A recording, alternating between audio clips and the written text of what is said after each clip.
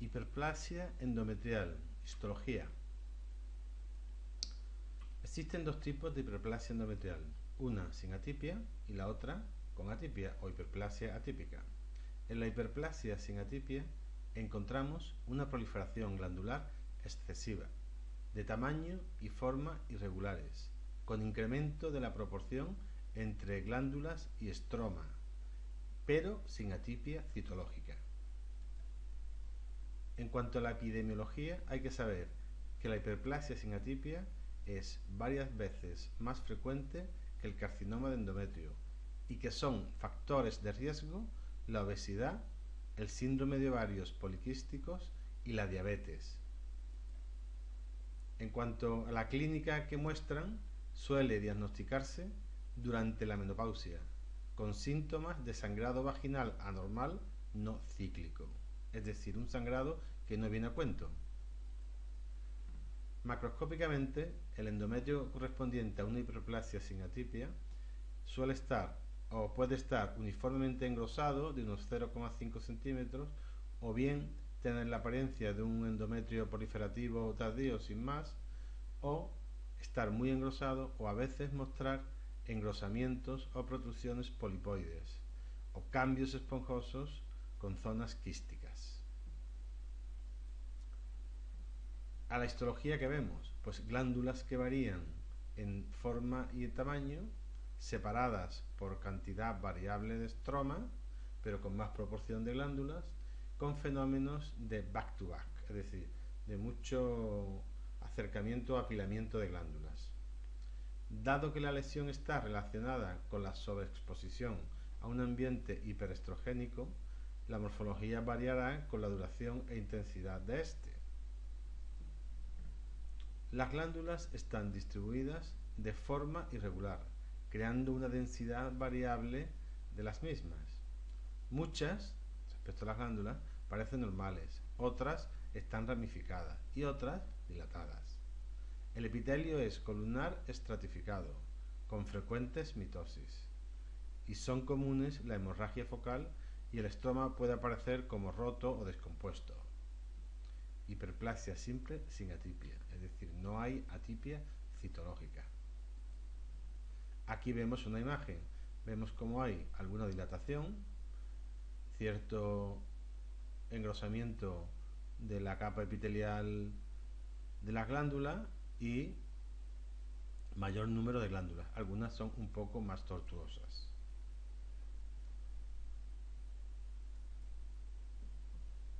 Si la proliferación es mayor de la que corresponde a un endometrio proliferativo normal, pero menor a la que cabría considerar como hiperplasia sin atipia, algunos autores utilizan o manejan el término de endometrio proliferativo desordenado. En cuanto a la histogénesis de la hiperplasia sin atipia, parece que deriva de la estimulación estrogénica no balanceada, es decir, no contrapuesta o contrarrestada por la estimulación progesterónica. ¿Cuáles son los riesgos de tener una hiperplasia endometrial sin atipia? Las mujeres expuestas a hiperestrogenismo no contrapuesto tienen un riesgo incrementado de cáncer de endometrio de 3 o 4 veces superior a lo normal, que se ve aumentado después de los 10 años de sobreexposición. La progresión de hiperplasia sin atipia de endometrio a carcinoma endometrial, bien diferenciado, oscila entre el 1 y el 3%. Decíamos antes que había dos tipos de hiperplasia endometriales. Ahora nos toca hablar de la hiperplasia atípica. En este término se engloban varios conceptos que se han venido manejando hasta ahora, como son la hiperplasia atípica de endometrio, la hiperplasia simple atípica de endometrio, la hiperplasia compleja con atipia o la neoplasia endometrial intraepitelial. Pero hoy a lo que se tiende es a hablar de hiperplasia atípica de endometrio. La edad media de presentación es a los 53 años y está relacionada con un ambiente de hiperestrogenismo, bien endógeno o bien exógeno. Clínicamente pues va a ocurrir igual que la hiperplasia sin atipia, un sangrado posmenopáusico o vaginal en una mujer alrededor de la menopausia. Coexiste, y esto es muy importante, con carcinoma hasta entre el 25 y el 40% de los casos según las series. O sea que es un diagnóstico muy importante. Macroscópicamente encontramos un endometrio difusamente engrosado de hasta 1 centímetro, algo mayor que lo que se ve en la hiperplasia sin atipia, o engrosamientos focales polipoides. Muchas veces es completamente anodino el endometrio. En otras ocasiones, la apariencia de la hiperplasia típica está oscurecida por los procesos coexistentes, como sería una hiperplasia sin atipia, un pólipo endometrial o un carcinoma, que hay que estar siempre atento de mirar. ¿Cómo es la histología de la hiperplasia típica? Pues corresponde a agregados apilados de glándulas citológicamente alteradas, tubulares o ramificadas. Y en las zonas de la lesión hay más glándulas que estroma, lo que decíamos, ¿no? Aumento de la proporción glándulas-estroma.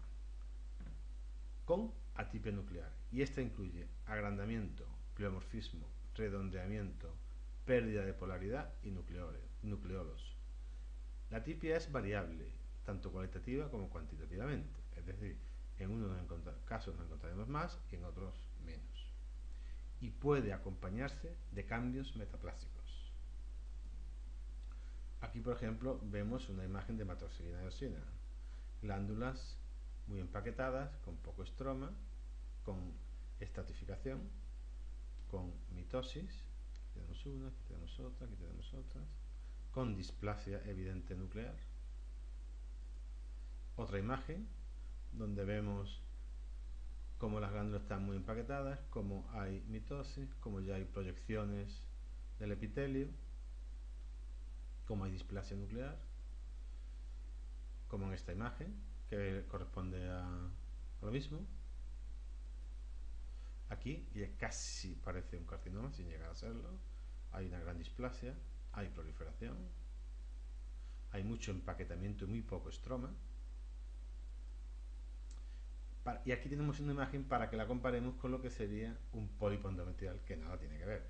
Fijémonos en la densidad de las glándulas, en el poco empaquetamiento y en el tamaño del espesor del epitelio endometrial. ¿Cuál es el pronóstico de la hiperplasia atípica? Pues hay que saber que un porcentaje importante de ellas serán diagnosticadas de carcinoma endometrial en la pieza de histerectomía consecuente o en el primer año de seguimiento, hasta entre el 25 y el 30%. Y en el seguimiento a largo plazo, el riesgo se ve muy aumentado, hasta 40 veces según algunas series.